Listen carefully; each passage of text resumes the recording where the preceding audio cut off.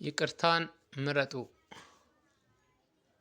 ውድ የቻናሌ ተከታታዮች ዛሬ እየላችሁ የመጣሁት ይቅርታን ምረጡ በሚል ርዕስ ነው። ቀጥታ ወደ ጽሁፏ አልፋለሁ። በጥሞና እስከ ፍጻሜ እንድትከታተሉኝ በትህትና ጠይቃለሁ። ቀጥታ ወደ ጽሁፏ። ርዕሱ ይቅርታን ጠይቁ ይላል።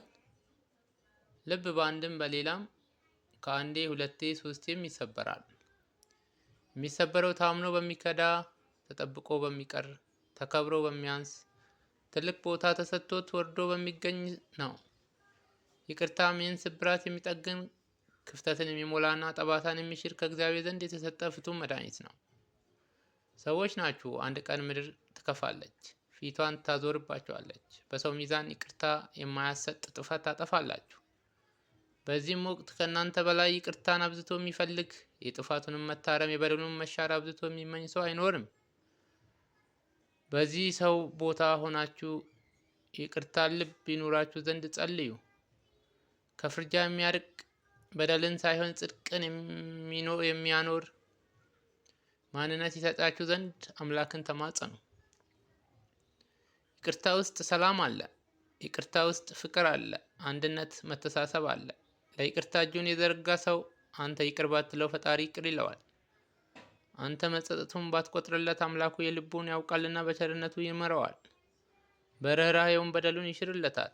ማንም ባጠፋው ልክ በበደሉ መጠን መክፈሉ አይቀርም።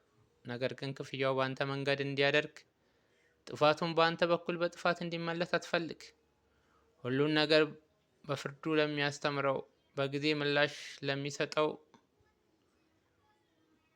እየወደደም ቢሆን ዝም ለማይል፣ መሐሪ ቢሆንም ለሚቀጣ አምላክ አሳልፈ ስጥ።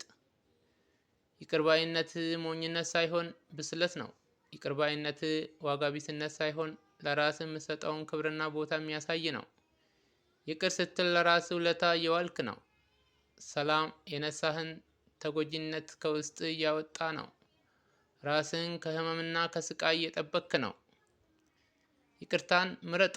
ሰላማችሁን አስቀድሙ። የእረፍታችሁን ምክንያት፣ የእርጋታችሁ መንስኤ ራሳችሁ ሁኑ። ማለፍ ያለበት ነገር ልክ እንደ ወራጅ ውሃ እናንተንም ይዟችሁ እንዲያልፍ አትፍቀዱ። ለሚያልፍና ለሚረሳ ጉዳይ የማይገባውን ዋጋ አትክፈሉ። የይቅርታ አምላክ አላችሁ። የምህረት ጌታ በደልን የሚተው ኃጢአተኛን የሚፈልግ፣ ጽድቁንም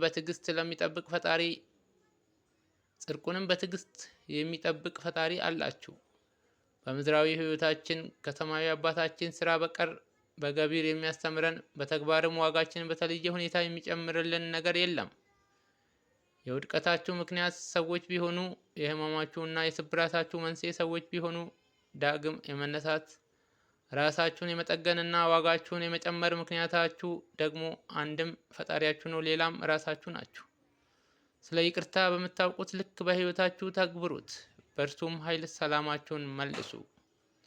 ውድ የቻናሌ ተከታታዮች እንግዲህ ይቅርታ በሚል ርዕስ ብዙ እንደተማራችሁ፣ ከጽሁፏ ብዙ ቁም ነገር እንዳገኛችሁ ተስፋ አደርጋለሁ። እስከ ፍጻሜ ስለተከታተላችሁኝ፣ ስላዳመጣችሁኝ አመሰግናለሁ።